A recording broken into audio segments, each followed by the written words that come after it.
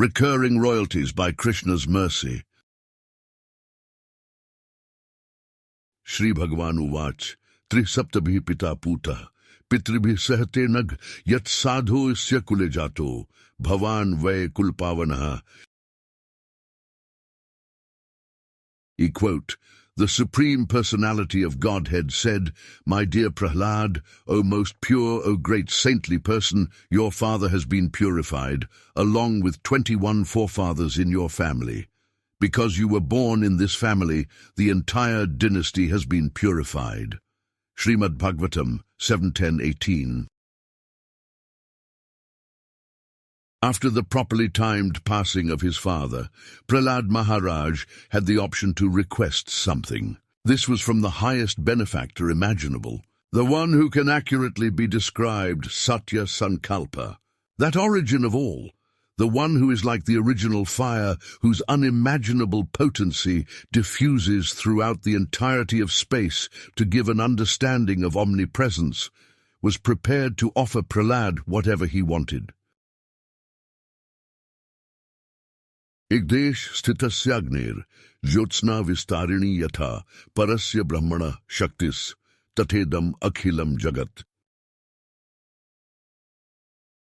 And quote, "Everything that is manifested within this cosmic world is but the energy of the Supreme Lord.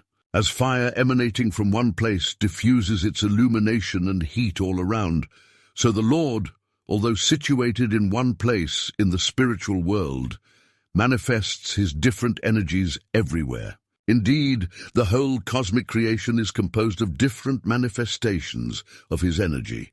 Vishnu Puran 1:22-52. Prahlad had suffered enough. It was for Prahlad that Vishnu had appeared in the amazing avatara of Narsingh. The corresponding vision was both awesome, adbhuta, and ghastly, Goram.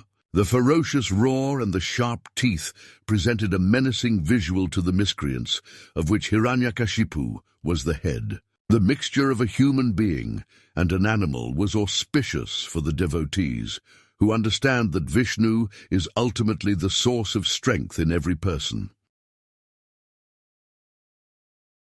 Shri Prahlad Uvach, "Na kevalam me bhavatascha rajan, savai balam balinam cha paresham.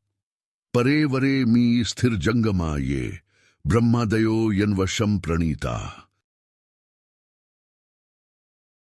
Quote, Prahlad Maharaj said, "My dear king, the source of my strength of which you are asking is also the source of yours. Indeed, the original source of all kinds of strength is one. He is not only your strength or mine, but the only strength for everyone. Without him, no one can get any strength. Whether moving or not moving, superior or inferior, everyone, including Lord Brahma, is controlled by the strength of the Supreme Personality of Godhead." Shrimad Bhagavatam 7:8-7. Though he was a pure devotee and had not even specifically called Narsingh to the scene, Prahlad acquiesced and put forward a request. He wanted pardon for his father, the atheist Daitya demon. The child could have asked for revenge. He would have been justified in hoping that Hiranyakashipu, now departed due to the fingernails turned weapons of Narsingh, never returned to an auspicious place. The departed father, who had tortured the son so much, could have been destined for repeated inauspicious births, as described for the Asura class of men.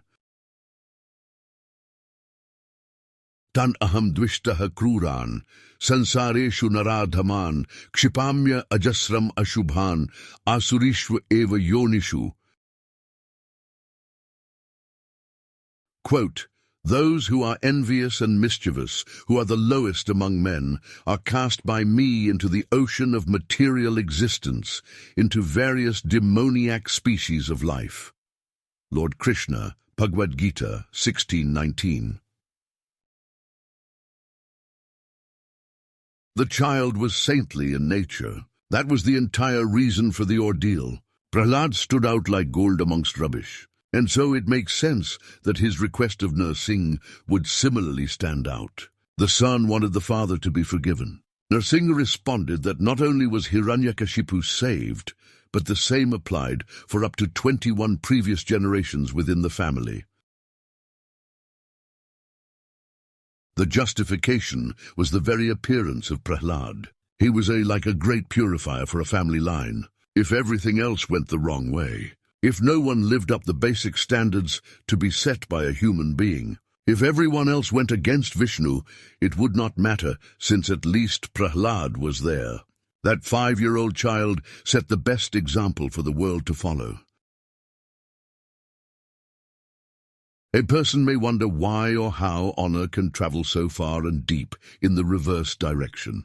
The science behind the reality resembles the degraded caste system, but in the opposite way. In the caste system, which in practice is not exclusive to any group or area of the world, applies to the future. Because of one great person, the descendants then accept honor and high repute. They live off of the work of the ancestor. The honor essentially descends and divides. The practical implementation of this theory cannot stand because the descendants have not yet done anything to deserve honor. In the ascending model, the previous generations at least have some work to their name. If Hiranyakashipu did nothing else, he at least triggered the appearance of the great Prahlada in this world. To assist in our understanding, we can compare to the music industry. If a recording artist publishes a song, there are credits applied to the author or authors of that song. This is known as a songwriting credit within the business. In the usual flow of future transactions, the credits continue to accumulate for as long as the music plays. This is how the licensing model works, for as long as the original author maintains their rights. Every time there is a sale of the song, whether in the physical sense or through a digital application, the original writers receive some credit. The authors may otherwise be completely disassociated from the song. They may not even know any of the artists performing on the recording. Nevertheless, the credit still goes to them. It was their idea. They came up with the music, the melody, the lyrics, or the arrangement. They will always be credited well into the future. In the same way, if we follow devotional service in allegiance to the same Narsingha, following in the footsteps of Prahlada, then anyone who helped us along the way will benefit.